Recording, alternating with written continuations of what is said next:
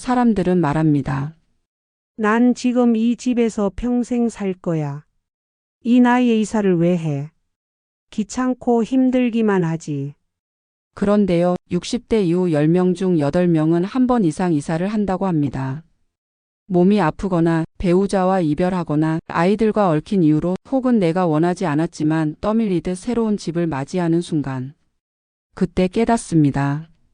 이건 내가 선택한 삶이 아니라 준비되지 않은 현실이 나를 선택했다는 것을. 오늘 그런 일이 생기기 전에 꼭 알고 계셔야 할 노후 집 선택의 기준 6가지를 전해드리려 합니다. 지금부터의 이야기는 당신의 10년 아니 20년을 좌우할 가장 중요한 기준이 될지도 모릅니다. 첫 번째, 좁다고 다 좋은 게 아닙니다. 이젠 애들도 다 키웠고 둘이 살기엔 큰 집 필요 없어요. 많은 분들이 이 말을 참 자연스럽게 합니다. 맞는 말 같지요. 자식들 다 나가고 부부 둘만 사는데 굳이 큰 집에서 덩그러니 살아야 하나 싶은 마음. 그래서 60대 이후엔 집을 줄이는 분들이 많습니다. 방 2개짜리 소형 아파트, 혹은 더 나아가 오피스텔처럼 작은 공간으로 옮겨갑니다. 처음엔 아늑합니다. 집안일도 줄고 관리도 편하고 비용도 적게 드니까요. 그런데 문제는 그 처음이 너무 짧다는 데 있습니다. 며칠 혹은 몇 주 지나면 달라집니다. 생각보다 집이 너무 답답하고 거실도 없고 식탁도 없고 소파에 앉아 있다 보면 갑갑해서 밖으로 나가고 싶어지기도 합니다. 창문을 열면 옆집 벽이 보이고 햇볕 하나 따뜻하게 들지 않는데 나는 왜 이 공간을 선택했을까? 후회하는 분들 실제로 정말 많습니다. 특히 공간이 너무 작으면 심리적인 여유까지 줄어듭니다. 물건은 쌓이는데 놓을 데가 없습니다. 버릴까 말까 고민만 하다가 그 하루를 고스란히 쓰는 날들이 반복됩니다. 결국은 앉을 자리 하나 간신히 남고 그 위에 모든 게 얹히는 구조가 되는 거죠. 그리고 이건 단순히 생활의 불편함이 아니라 존재의 불편함이 됩니다. 공간이 좁아지면 사람은 자신을 더 작게 만들고 삽니다. 조심스러워지고 움츠러들고 마치 혼자 감옥 안에 들어온 것 같은 기분이 드는 거죠. 어느 어르신의 말이 생각납니다. 집을 줄였는데 마음까지 줄었더라. 그 말이 뼈에 사무칩니다. 그래서 전문가들은 말합니다. 노후에 가장 적당한 집 크기는 18평에서 20평입니다. 너무 크지도 너무 작지도 않은 집. 부부가 각자 방 하나씩 쓸 수 있고 함께 쉴 수 있는 거실 하나는 반드시 있는 구조. 거실이 왜 중요하냐고요? 거실은 단순히 TV 보는 공간이 아닙니다. 그건 함께 살아가는 공간입니다. 침실은 혼자 쉬는 곳이지만 거실은 우리 사이를 이어주는 공간이기 때문이죠. 무조건 줄이는 게 능사가 아닙니다. 줄이는 건 크기가 아니라 스트레스여야 합니다. 불필요한 물건은 줄여도 숨 쉴 공간은 남겨두셔야 합니다. 식탁을 놓고 따뜻한 국 하나 나눠 먹을 공간, 햇살이 들어오는 창가에 의자 하나 둘 수 있는 여유, 서로 다른 생활을 존중할 수 있는 거리감. 그게 바로 노후의 품격이고 그걸 담아낼 수 있는 최소한의 넓이가 필요한 겁니다. 물론 집이 크다고 행복한 것도 아닙니다. 하지만 너무 작으면 행복할 여지조차 좁아질 수 있습니다. 노후의 집, 당신 삶의 무대입니다. 너무 좁으면 그 무대에서 할 수 있는 이야기도 그만큼 줄어들게 됩니다. 두 번째, 병원요. 복지관 옆으로 가세요. 혹시 모르니까 병원 근처로 가야겠어요. 이 말을 60대 이후에 집을 옮기는 분들 중 절반 이상이 하십니다. 이해가 됩니다.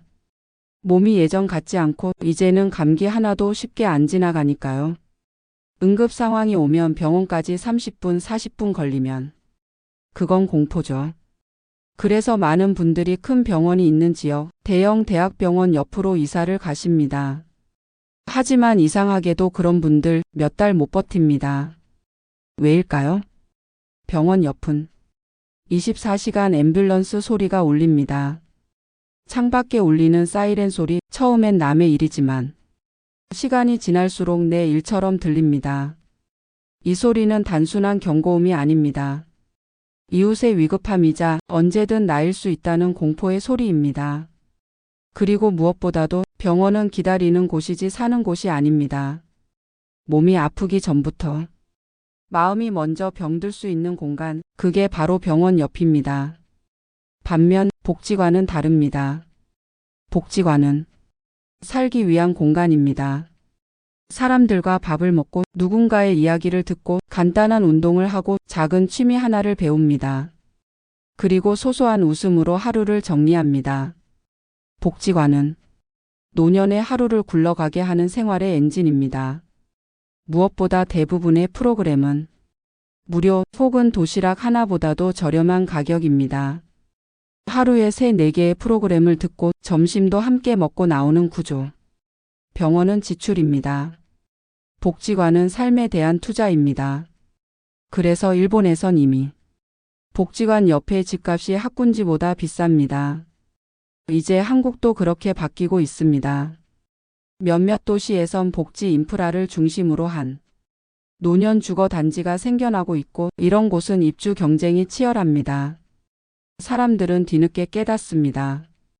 병원은 결국 가야 하지만 복지관은 매일 가야 하는 곳이었구나.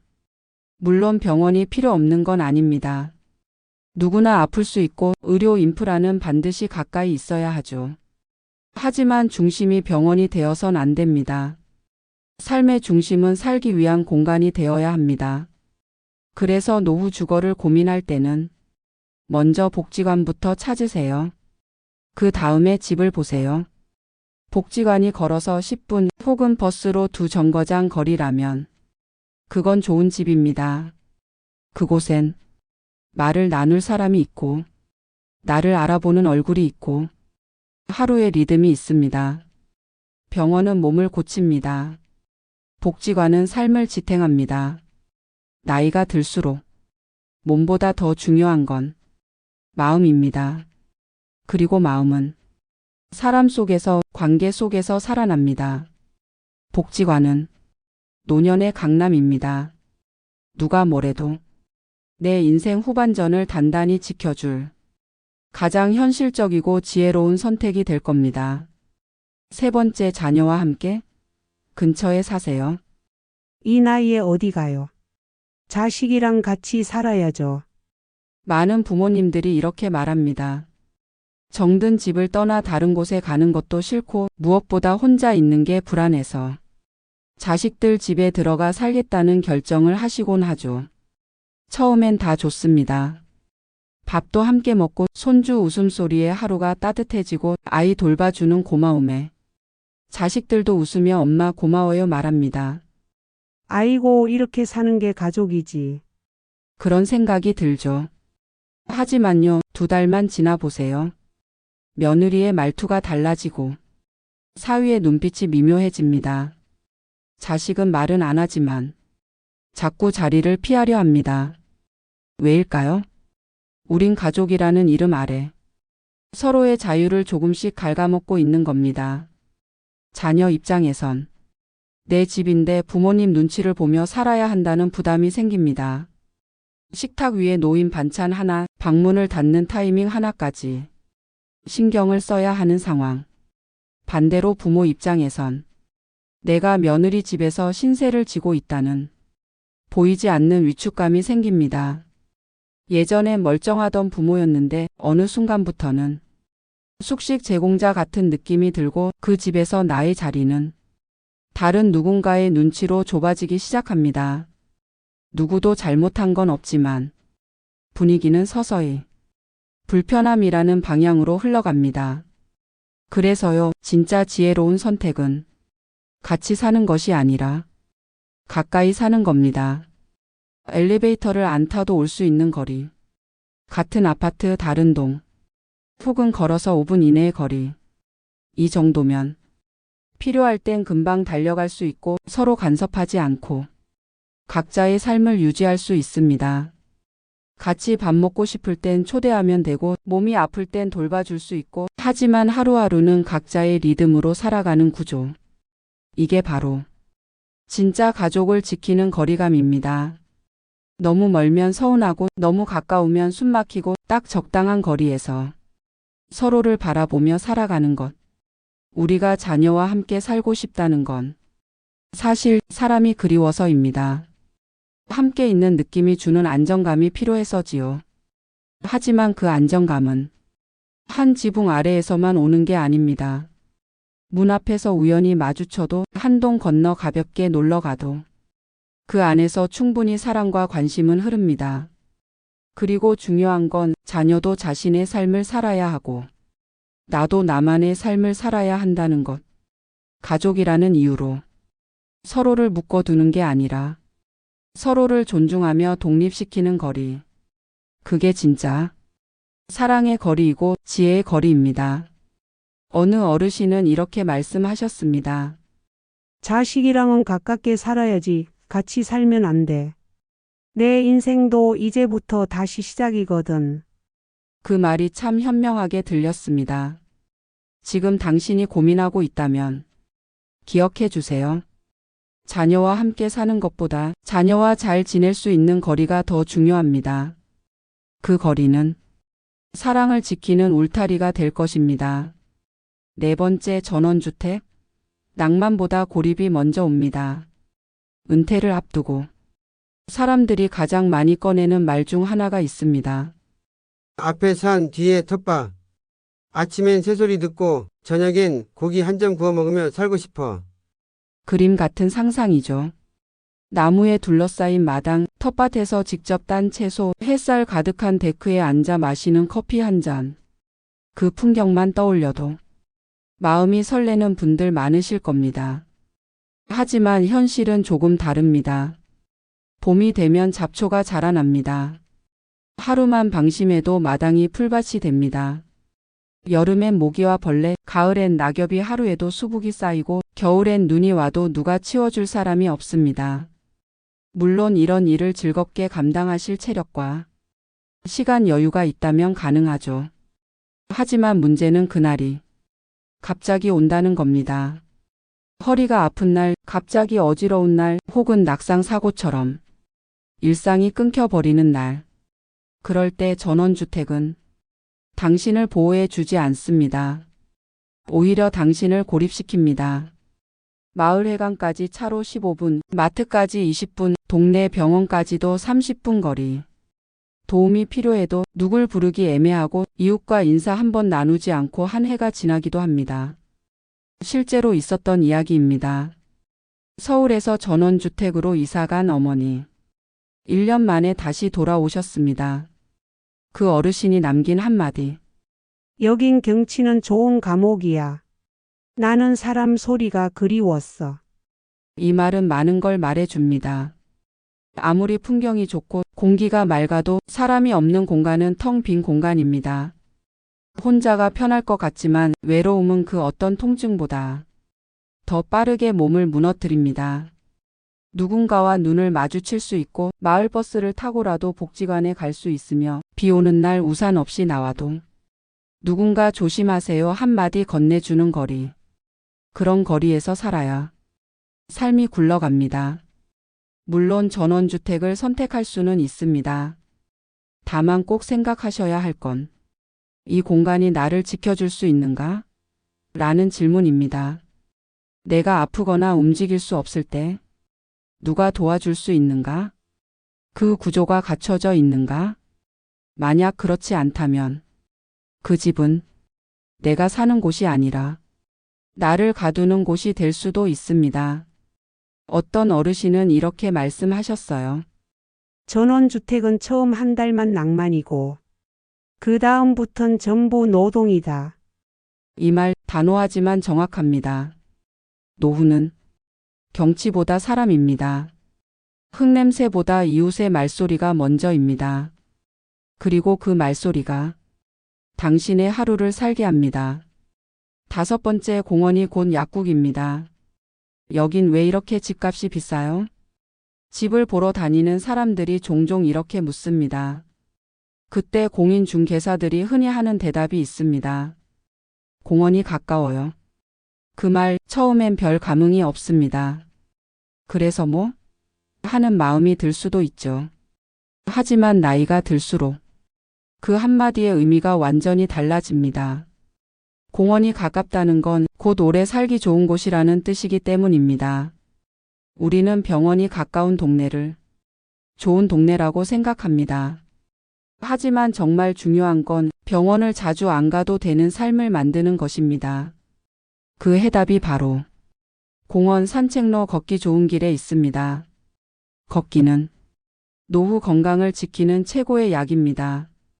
심장, 혈압, 당뇨, 우울증, 불면증까지 거의 모든 노년 질환을 예방하고 완화시킬 수 있는 가장 간단하고 확실한 처방입니다. 그런데도 우리는 운동해야지 하면서도 정작 걷지 않습니다. 왜일까요? 걷고 싶지 않은 환경에 살고 있기 때문입니다. 좁고 차 많은 인도, 시멘트 덩어리 아파트 단지, 자동차 소리로 가득한 큰 도로. 이런 곳에서는 걸을수록 스트레스만 쌓입니다. 걷기는 운동이 아니라 피로가 되어버립니다. 반면 나무가 늘어선 산책로, 햇살이 드는 벤치, 작은 연못이나 조용한 쉼터가 있는 공원이라면 걷는 건 의무가 아니라 기쁨이 됩니다. 그곳에서 우리는 마주오는 사람과 인사하고 잠깐 하늘을 올려다보고 자연의 소리를 듣고 하루를 천천히 정리합니다. 그리고 이 모든 것이 몸뿐 아니라 마음까지 치유합니다. 걷는다는 건 단순한 발걸음이 아닙니다. 내가 아직 세상과 연결되어 있다는 증거입니다. 몸이 움직이고 눈이 풍경을 담고 마음이 여유를 느낄 때 그제야 우리는 살고 있다는 감각을 느끼게 되죠. 그래서 노후 집을 선택할 때 꼭 확인해야 할 것이 있습니다. 이 동네는 걷고 싶은가? 지하철역이 가까운 것보다, 마트가 많은 것보다 산책로가 잘 되어 있는지를 먼저 보셔야 합니다. 노년의 삶은 어디를 향해 가는 것이 아니라 어디를 거닐 수 있는가에 따라 달라집니다. 하루에 20분만 걸어도 수면의 질이 달라지고 우울감이 줄어들며 생각이 맑아지고 소화가 잘 됩니다. 이 모든 것을 약국에 가서 살 수 있을까요? 없습니다. 그건 오직 걷는 삶 안에만 들어 있습니다. 약보다 먼저 챙겨야 할 것. 바로 발 디딜 수 있는 땅입니다. 공원이 가까운 집은 단순한 부동산이 아니라 노후를 건강하게 유지하는 생활 치료제입니다. 그러니 기억하세요.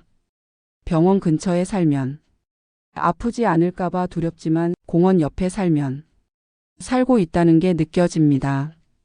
그리고 그게 진짜 오래 살 수 있는 집입니다. 마지막으로 6번째, 사는 곳이자 동시에 자산입니다. 난 여기서 죽을 때까지 살 거야. 이 말을 하는 분들 꽤 많습니다. 평생을 일구어온 집, 정든 동네, 손때 묻은 가구와 골목길. 그 모든 것이 삶의 흔적이자 나의 연대기이기 때문입니다. 하지만요, 세상은 그렇게 흘러가지 않습니다. 어느 날 갑자기 몸이 말을 안 듣고 혼자 감당하기 어려운 일이 생기고 배우자와의 이별이 찾아오고 병원과 요양이 필요한 순간이 아무 예고 없이 우리 삶을 찾아옵니다. 그때가 되면 그 집을 팔아야 하는 상황이 옵니다. 돌봄을 위한 비용, 요양원 입소 혹은 자식에게 짐이 되지 않기 위한 결정. 그런데 그 집이 팔리지 않는다면 그건 더 이상 내가 머무는 곳이 아니라 나도 묵고 자식도 묵는 족쇄가 됩니다. 전원주택 살 땐 좋았지만 팔 때는 아무도 안 보러 옵니다. 낭만 가득한 시골집, 주방 리모델링에 수천만 원 들여놓은 단독주택. 그 모든 내 마음이 담긴 공간이 시장에서는 비효율적인 집으로 분류됩니다. 특히 요즘처럼 부동산 시장이 민감할 땐 1년 넘게 팔리지 않는 집도 흔합니다.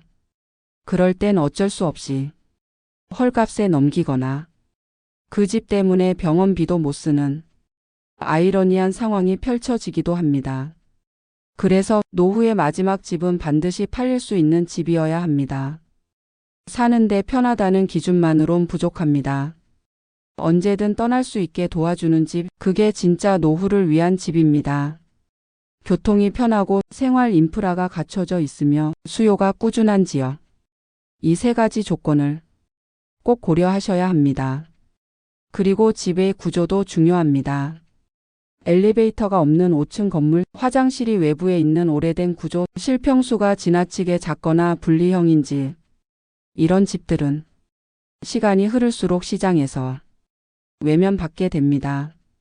반대로 누구든 쉽게 들어올 수 있고 노년뿐 아니라 젊은 세대도 좋아할 만한 유연한 구조의 집은 어떤 상황에서도 유리한 선택이 됩니다. 나는 꾸미는 걸 좋아하니까 내 마음대로 집을 리모델링 할 거야. 좋습니다. 하지만 그 마음속에 이런 생각도 함께 담아두세요. 혹시 내가 떠나야 할 때 이 집이 나를 도와줄 수 있을까? 노후의 집은 추억을 저장하는 창고가 아니라 삶의 출구가 될 수 있는 구조여야 합니다. 그 집이 당신의 마지막을 막는 벽이 아니라 당신의 다음 삶을 이어주는 다리가 되어야 하니까요. 노년이란 언제 떠날지 모르는 여행지에 천천히 짐을 꾸리는 시간입니다. 그리고 그 짐 중 가장 무겁고 중요한 게 바로 집이라는 선택입니다.